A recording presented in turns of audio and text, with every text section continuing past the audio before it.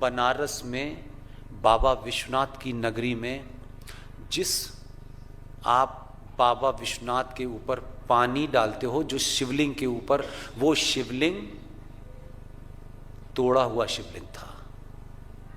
वो औरंगजेब द्वारा तोड़ दिया गया था। इसी महाराष्ट्र की धरती पे, जिसमें इंदौर भी कभी महाराष्ट्र का हिस्सा हुआ करता था, उस इंदौर की रानी अहिल्याबाई होलकर को एक दिन ये महसूस हुआ कि मुझे बनारस जाना चाहिए। वो अपनी ताकत के साथ बनारस गईं और इंदौर की रानी अहिल्याबाई होलकर को उनके पिता ने जो थोड़ी बहुत कुछ रकम दी थी, ये जो पैसे मिले थे, इतनी ईमानदार थी कि उन्होंने राज्य के पैसे से नहीं, अपने पिता द्वारा कुछ जो उनको पैसा मिला, उस पैसे की गठरी ली और घुड़सवार के साथ पूरी इंदौर से लेकर के वो बनारस गईं और बनारस में उस खंडित शिवलिंग को दोबारा से वहीं स्थापित करके पंडितों से कहा इसकी पूजा शुरू करें, और ऊपर जो वो गोल कैनोपी बन रही है उस पे एक सोने की चादर चढ़ाई और पूजा शुरू करके वापस आ गई। जिस पे आप पानी चढ़ाते हो वो आज भी वो खंडित शिवलिंग है। लेकिन मैं फिर कह रहा हूं, संविधान ने, चाटुकारों ने, दलालों ने कुछ भी बन कर दिया हो, माइनॉरिटी कमीशन बना दिया हो, इस देश में माइनॉरिटीज की परिभाषा कोई गठित नहीं है। इसलिए इस देश में 20 करोड़ भी माइनॉरिटी है और 42,000 पारसी भी माइनॉरिटी में है। उसी में से एक माइनॉरिटी है जैन। जैन माइनॉरिटी है ना, लेकिन किसके भाग में क्या लिखा है ये मुझे नहीं पता। इस हॉल में मुझे नहीं पता, ना आपको पता है। लेकिन जब मौका आए तो अगर मगज मत करिएगा। नहीं नहीं नहीं नहीं, जब मौका आए तो सिर्फ यही ध्यान रखिएगा कि मुझे ऊपर वाले ने ये एमपी चुना है, मुझसे कोई बड़ा काम कराना चाहता है। तो 2 कमरे के मकान से निकल के 12 कमरे की चिंता मत करना। अगर समय आए उस वक्त उसी काम के लिए अपनी एमपी शिप दांव पे लगा देना और कुछ मत करना। जैन को ये मौका मिला जिसको पूरा देश विष्णु शंकर जैन के नाम से जानता है। वो आदमी कम उम्र का, कोई बहुत उम्र नहीं है, उसके भाग में लिखा था कि एक दिन वो बनारस में जाएगा। बनारस में तमाम सब कुछ गुजरात के उस आदमी ने, जिस जहां पूजा होती थी वहां मुश्किल से 10-15 लोग खड़े हो पाते थे, उसने उस मंदिर को जीर्णोद्धार किया और इतना बड़ा प्रांगण बनाया है कि जहां 10,000 लोग एक साथ खड़े हो सकते हैं। और ऐसा कर दिया है कि सामने मां गंगा में डुबकी लगाइए और उन्हीं वस्त्रों के साथ सीधे उस शिवलिंग पे आकर के पानी चढ़ाइए। जब ये सब कुछ हो गया, राजा ने करा पता नहीं कहां से, इसीलिए मैंने कहा सब कुछ डेस्टिनी करा रही है, मैं आपके बीच में अपनी मर्जी से नहीं खड़ा हुआ। कौन कौन इसमें भागीदार बना मैं किसी को नहीं जानता था। एयरपोर्ट पे अगर इनके हाथ में गुलदस्ता नहीं होता तो मैं जानता नहीं कि ये मेरे होस्ट हैं। इनके जीवन में जितने भी लोगों के मैंने नाम लिए हैं, मैं इनका धन्यवाद फिर से करता हूं कि इन्होंने मुझे यहां बुला करके मुझे मौका दिया और मैं अपनी बात आप तक कह पाया। इसलिए इनका भी उतना ही बड़ा रोल है जितना मेरा रोल है। हर वो आदमी जो यहां आया है, जिसने अपनी आज रात की पिक्चर नहीं देखी, कोई इंटरटेनमेंट नहीं देखा, किसी ने कुछ काम छोड़ा है, वो आया है, वो धन्यवाद का पात्र है। विष्णु शंकर जैन ने जब वो सब कुछ देख लिया, आज तो हम जरा सा कोई दीवार, एक सड़क बनवा लीजिए। रात को नेताजी से कहिए कि बाथरूम बना है सड़क के किनारे, इसमें पत्थर लगना है। नेताजी रात में भी कलफ का कपड़ा पहन के आएंगे रिबन काटने, क्योंकि पत्थर पे नाम लिखना है। जीवन में ध्यान रखिएगा, ये मैं आपके सामने, आप बहुत लोग मुझसे उम्र में बड़े बैठे हैं, जीवन में पत्थरों की चिंता कभी मत करना। मैं इसलिए इस दावे से कह रहा हूं, अहिल्याबाई होलकर का कोई वंशज आज दुनिया में नहीं होगा, न सत्ता में न विपक्ष में, इस देश में कोई नहीं है। अहिल्याबाई होलकर अपना काम करके आई और चली गई, और 1710 में या 1705 में उनका निधन हो गया, दुनिया नहीं जानती। लेकिन आज मैं इस बात से मेरा ये विश्वास मजबूत होता है कि कुछ काम ऐसा करके जाना, ये मत सोचना कि मेरे जीते जी इसका फल मुझे मिल जाए। कर देना, कोई ना कोई आएगा जो उस काम को एक दिन देखेगा, यार ये कैसे हो गया है। आज जहां 10,000 लोग बनारस में बाबा विश्वनाथ के मंदिर में खड़े होते हैं, वहां मोदी की मूर्ति नहीं है, वहां अहिल्याबाई की इतनी बड़ी मूर्ति है कि दुनिया दूर से देख सकती है। अहिल्याबाई होलकर का कोई वंशज नहीं है, वोट नहीं है, लेकिन डेस्टिनी किससे क्या करवाती है ये इसके भाग में था। और जब सब कुछ हो गया तो विष्णु शंकर का तीसरा नेत्र कैसे खुल गया। वो वहां टहल रहा, उसने कहा रे ये ज्ञान व्यापी के अंदर पूजा नहीं हो रही है, ये पूजा का अधिकार मिलना चाहिए। तो ज्ञान व्यापी पे अटक गया वो, और ऐसा अटका कि उसने कोर्ट में अर्जी दी, उनका नहीं आप सर्वे करिए, देखिए अंदर। जब ज्ञान व्यापी के जिसको बंद कर रखे थे, जिसने ऊपर हमारी कैनोपी के अंदर एक गुम्मद बना दी और पूरा अंदर छज्जा पड़ा हुआ है, एक लेंटर पर, उसके ऊपर एक और लेंटर डाल के उसे इस्लामिक दिखाने की कोशिश की, उस ज्ञान व्यापी को मूर्ख हिंदू क्या कहता है, ज्ञान व्यापी मस्जिद। ज्ञान का मस्जिद से क्या संबंध है, ज्ञान व्यापी मस्जिद। जब उसका पता कर लिया तो विष्णु शंकर जैन के भाग्य में था। हम सिर्फ अच्छा काम करता है इसलिए चिल्लाते हैं, और कोई किसी का, सब अपने अपने हिसाब से कर। विष्णु शंकर जैन के भाग्य में लिखा था कि विष्णु शंकर जैन ने जब उसको ढूंढा और सर्वे हुआ तो जो असली शिवलिंग था वो 90 फीट गहरा है। और उस विष्णु शंकर जैन ने जिस ज्ञान व्यापी में जो असली शिवलिंग है उसके सामने जो नंदी बना हुआ है, ये देश नहीं जानता। नंदलाल बोस के उस छोटे से 22 साल के लड़के ने भारत के संविधान के पहले पृष्ठ पर उस नंदी की तस्वीर बनाई है।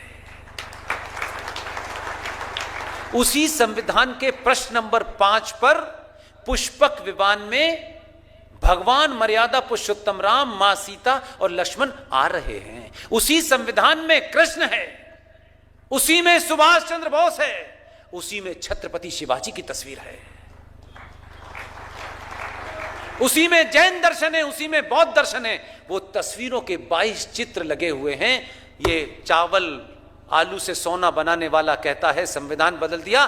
तुमने उस संविधान की मूल आत्मा को इसलिए तुम्हें लगा कि ये तो इस देश में सनातनी हिंदू के चित्रों को चिन्हित करने से सनातन मजबूत होगा, तुमने उन चित्रों को निकाल दिया।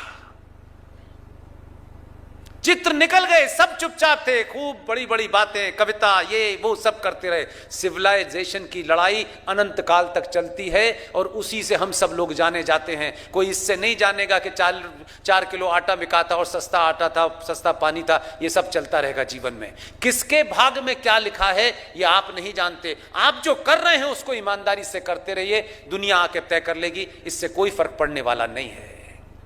उसी संसद के अंदर एक और कांड हुआ है जिसकी चर्चा नहीं कर रहे, जिसको छुपाने की कोशिश कर रहे हैं। उसी संसद के अंदर, ये कम लोगों को पता है, मैं इसलिए इस मंच से कह रहा हूं कि यहां ऐसे जागृत लोग हैं कि ये बात सुनेंगे। संसद की कार्रवाई, आई एम टॉकिंग इन 1952, संसद में महान लोग थे, पार्टी लाइन पर नहीं थे, वो राष्ट्र के बारे में सोचते थे। 1992 में यह प्रश्न उठा कि जब भारत यहां से अंग्रेज जा चुके हैं और भारत अब आजाद हो चुका है, स्वतंत्र हो चुका है, तो भारत का जो कैलेंडर है ये अंग्रेजी से क्यों चलेगा? ये सितंबर, ये अक्टूबर, ये नवंबर, ये दिसंबर, ये नहीं चलेगा। तो आप सोचिए कि संसद में इस बात की मांग उठी कि भारत सरकार आज से अपना कैलेंडर सका संवत से छापेगी। इस पे हंगामा हुआ तो हमारे फूल वाले चचा ने उस हंगामे को देखते हुए फौरन ये कहा, नहीं इस पे एक कमेटी बना देते हैं। और उनको लगा कि कमेटी अपनी रिपोर्ट देगी। ये उस वक्त कितने बड़े भाव के लोग थे। संसद में कमेटी बनी, आपको पता नहीं है कमेटी में क्या महानुभाव लोग थे और क्या करके गए थे। मैं जब आप इसे सिविलाइजेशन की पुनर्निर्माण की बात सोचेंगे तो ये भाव आपके अंदर पैदा होगा। 9 लोगों की कमेटी बनी जिसके अंदर देश के जाने माने भौतिक विभाग के एक्सपर्ट डॉक्टर मेघनाथ साहा की देखरेख में बनी। 6 उसमें मेंबर थे। Professor EC Banerjee vice chancellor Allahabad university, doctor AL दफ्तरी ये नागपुर के थे, बीसी कलंदीकर संपादक थे केसरी अखबार पुणे के, doctor Gorakh Prasad head of the department mathematics Allahabad, professor RV Vaid ये इलाहाबाद यूनिवर्सिटी में थे, श्री एनसी लहरी ये पंचांगकर्ता थे। इनकी एक कमेटी बनी, ये इतने विद्वान लोग थे, इन्होंने समय नहीं गंवाया। नेहरू जी ने सोचा कमेटी बना दो, ठंडे बस्ते में डाल दो, लोग भूल जाएंगे। वो बड़े राष्ट्रवादी लोग थे। कमेटी की रिपोर्ट आई, साइंटिफिकली ये प्रूफ किया कि भारत का कैलेंडर जो सनातन सभ्यता के हिसाब से चलता है वही सूर्य से, चांद से, सितारों से उसका लेना देना है, किसी मजहब से लेना देना नहीं है। अपनी रिपोर्ट सौंप दी और 1957 में देश के दोनों सदन लोकसभा और राज्यसभा से पूरी सर्वसम्मति से यह पास हो गया कि अब से भारत का कैलेंडर सका संवत से छपेगा। क्यों नहीं छपा अभी तक? ये तो संसद में पास हुआ था। तो आलू से सोना बनाने वालों से पूछो कि किसने नहीं उस कैलेंडर को छपने दिया। ये हम आवाज इसलिए उठाते हैं कि अभी अभी नई संसद बनी है। नई संसद के अंदर पुरानी संसद छोड़ करके जब लोग जा रहे थे तो लोगों को लगा कि हम उधर जाएंगे। इस गुजराती ने एक थैला दिया जो कंधे पे लटका के लोग बिल्कुल उसी खुशी में जा रहे थे जैसे बच्चा पहली बार माँ उसे स्कूल भेजती है, नया नया बस्ता लेकर के। ये जो दो जब हैं और धीरे धीरे उनको दिल्ली की हवा लग गई है, नई संसद में गए और नई संसद में क्योंकि सबको झोला दिया था तो झोले में सिर्फ बीजेपी के लोग तो नहीं थे, उसमें कम्युनिस्ट भी थे, उसमें वो भी था लंबी शेरवानी और ऊंचे पजामे वाला हैदराबाद का पागल, वो भी गया। उसे पता नहीं चला, वो झोला लेके गया नहीं। जब उसने झोला खोला और संविधान खोला तो उसे बस वो उसे मूर्छित ही नहीं हुआ कि उसने पहले पन्ने पे देखा मोदी ने फिर दोबारा से नंदी बैठा दिया है।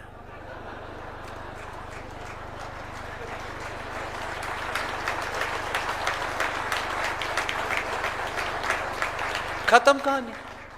सारे चित्र जो थे वैसी के वैसी छाप दिए हैं। अब मेरा सवाल जज साहब से है कि जिस संविधान से तुम जज बने हो, अब बताओ काल्पनिक है राम के नहीं? राम है, राम तो उसमें मौजूद है 5वें पन्ने पे।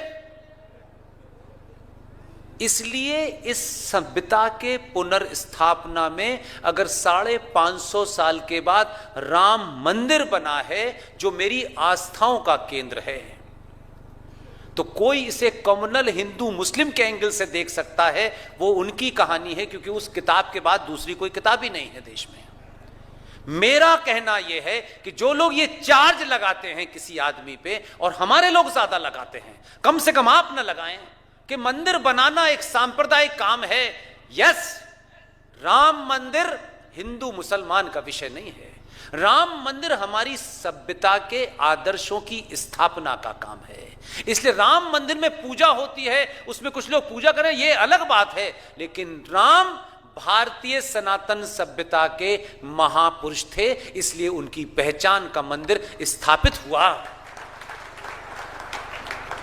और ये बात को मैं दूसरे तर्क में दे जाना चाहता हूं, अगर राम मंदिर हमारे आस्था का केंद्र था, भगवान मर्यादा पुरुषोत्तम राम हमारे आदर्शों के प्रतीक थे, तो पूरे दुनिया में जब कैम्ब्रिज नहीं था, जब ऑक्सफोर्ड नहीं था, जब विश्वविद्यालय का कंसेप्ट नहीं था, तब हमारे पास नालंदा था। एक आताताई ने हमारी आस्थाओं का केंद्र राम मंदिर को तोड़ा और दूसरे इस्लामिक आताताई ने नालंदा को तोड़ा। इस देश के राजा ने नालंदा को भी पुनर्स्थापित किया। इसलिए ये युद्ध सनातन सभ्यता की पुनर्स्थापना का है। आप बिल्कुल विचलित मत होइए। जो आपके भाग में है चल के आएगा, जो आपके भाग में नहीं है आप जनेऊ कुर्ते के ऊपर पहन लो तब भी नहीं आने वाला है। बहुत देर में याद आई, लेकिन उल्टे सीधे काम कर रहा है। उसको यही नहीं पता अंदर पहनना है ऊपर पहनना है।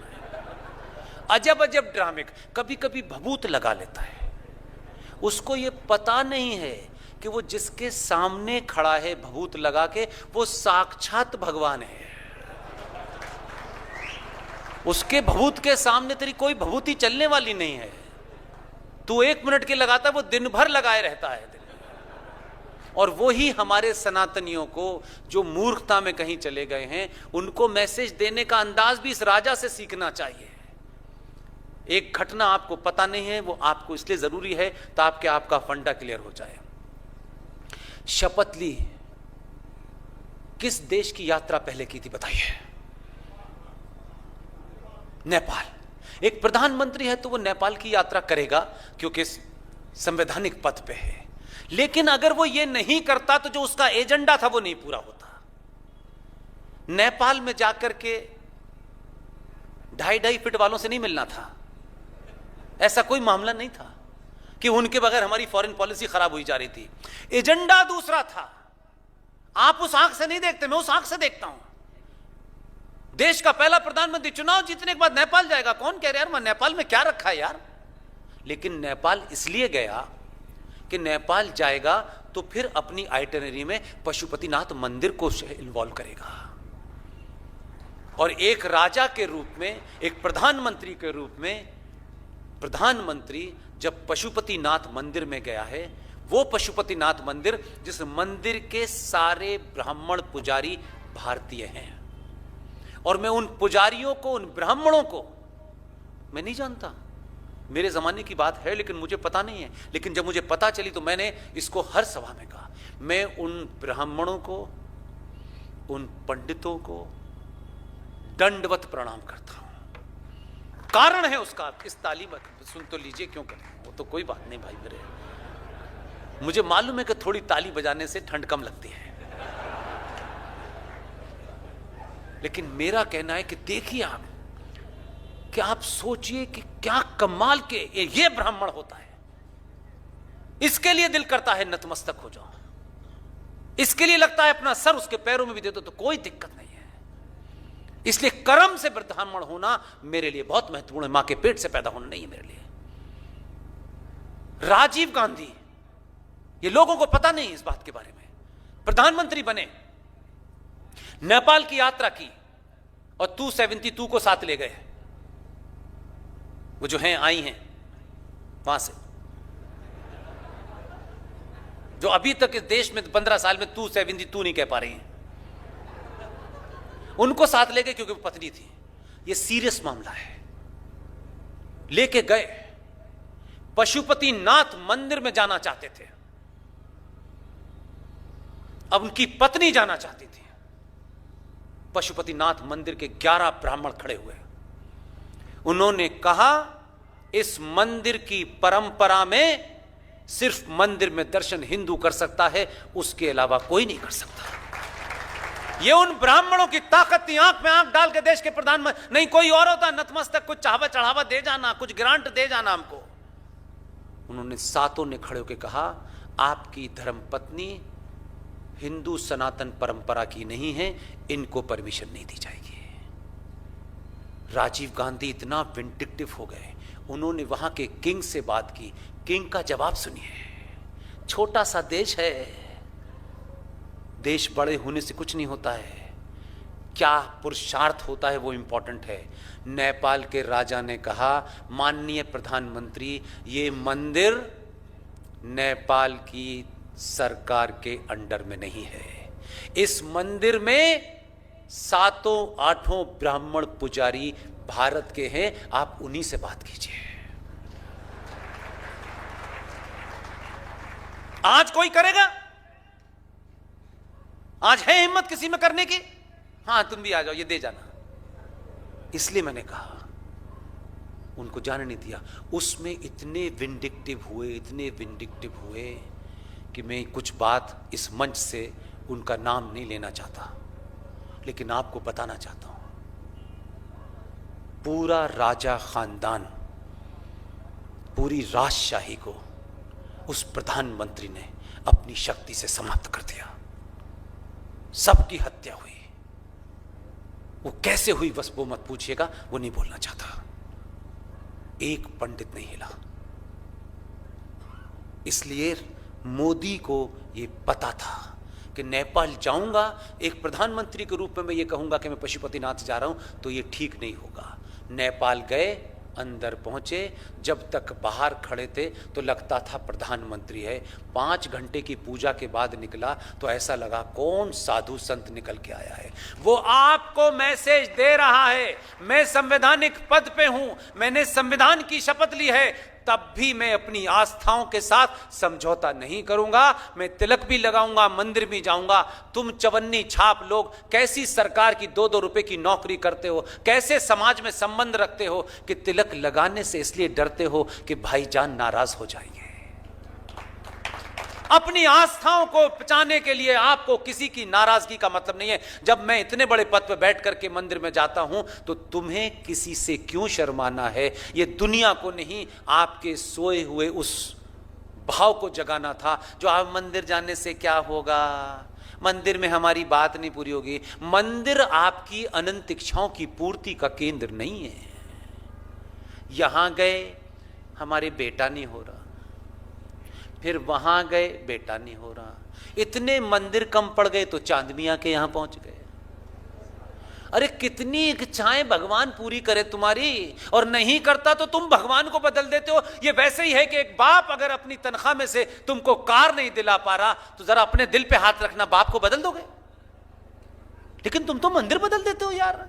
ये वाला नहीं, अब उस पे जाओ, उस पे जाओ, उस पे जाओ, चांद मियां के जाओ, फिल्म वालों ने एक संतोषी माता बना दी, अब उसके जाओ। भैया तुम्हारी इच्छाएं नहीं दुनिया में कोई पूर्ति कर सकता। मंदिर एक भाव है, मंदिर उस भाव को मजबूत कर सकता है, आपके लालच को पूरा नहीं कर सकता है। इसलिए देश का प्रधानमंत्री पहली बार ये कोशिश कर रहा है, क्योंकि वो कोई कानून नहीं बनता, इस पे कानून बनने से कोई कानून नहीं मानता।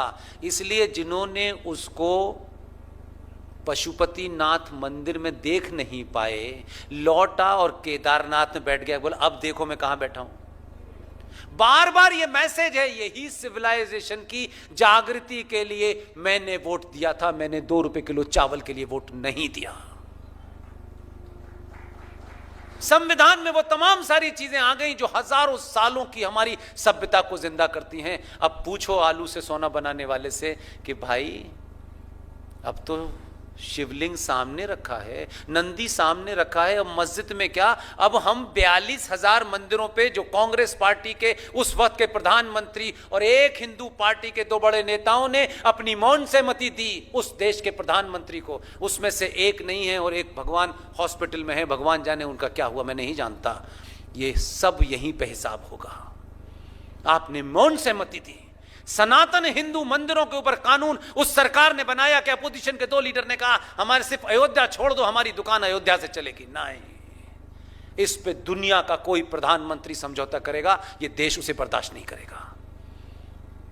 और प्लेसेस ऑफ वर्शिप एक्ट बन गया जिसमें 42,000 सनातनी हिंदू मंदिरों के ऊपर यह कानून बना दिया गया कि इसको तोड़ के यहां मस्जिद बनाई है, इस पे मजार बना दी है, इसकी खंडित, इनका यथा स्थिति बनी रहेगी। हमारी लड़ाई 42,000 मंदिर तब तक हम नहीं लेते, हम मर भी जाएंगे तो अगली पीढ़ी से कहेंगे ये लड़ाई लड़ते रहना, ये लड़ाई मेरे तेरे की नहीं है, हजारों साल की सभ्यता को पढ़ने और समझने के लिए है। ये सभ्यता जब तक जीवित नहीं होगी सनातनी किसी भाव को नहीं समझेगा। इसलिए आप लिख सकते हैं तो लिखिए, बोल सकते हैं तो बोलिए, चिल्ला सकते हैं तो चिल्लाइए, और अगर ये तीनों काम नहीं कर सकते तो जो चिल्ला रहा है उसके साथ खड़े हो जाइए। बहुत बहुत धन्यवाद। Thank you very much.